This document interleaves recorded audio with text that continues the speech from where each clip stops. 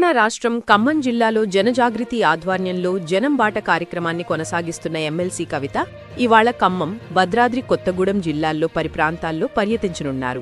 2 రోజుల పాటు ఈ పర్యటన కొనసాగనుండగా ప్రజల సమస్యలు, స్థానిక అభివృద్ధి, విద్య, వైద్య రంగాల్లో ఉన్న లోపాలను ప్రత్యక్షంగా పరిశీలించడం ఈ పర్యటనకు ముఖ్య ఉద్దేశంగా తెలుస్తోంది. నిన్న రాత్రి మధురలో బస చేసిన కవిత ఈరోజు ఉదయం ఎర్రుపాలెం మండలం జమలాపురం శ్రీ వెంకటేశ్వర స్వామి దేవస్థానానికి చేరుకుని ప్రత్యేక పూజలు నిర్వహించారు.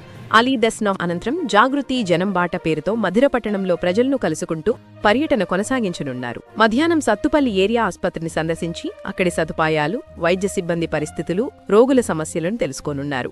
తర్వాత సత్తుపల్లిలోని జీవీఆర్ ఓసి అంటే గిరిజన వసతి గృహాన్ని సందర్శించి అక్కడి విద్యార్థుల సమస్యలు, వసతి సౌకర్యాలపై సమీక్ష నిర్వహించనున్నారు. సాయంత్రం వైరాపట్టణానికి చేరుకుని స్థానిక కూరగాయల మార్కెట్ను పరిశీలించనున్నారు.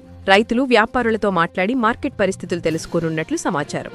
అనంతరం ఖమ్మం పట్టణంలోని జడ్పీ సెంటర్లో అమరజ్యోతి డాక్టర్ బిఆర్ అంబేద్కర్ విగ్రహానికి నివాళి అర్పించనున్నారు. తరువాత మయూరి సెంటర్లో ఉన్న అమరవీరుల స్తూపం వద్ద వీరులకు నివాళులు సమర్పిస్తారు. రోజు ముగింపులో జిల్లా గ్రంథాలయంలో యువతతో ప్రత్యేక సమావేశం నిర్వహించనున్నారు.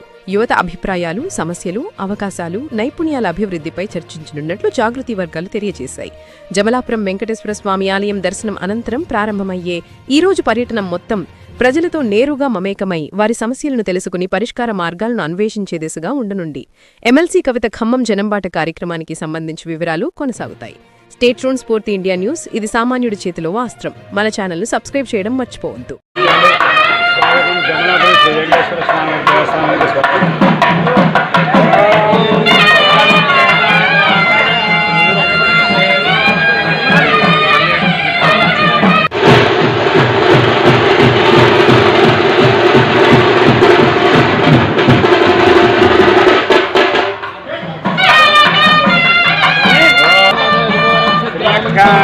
కళ్యాణ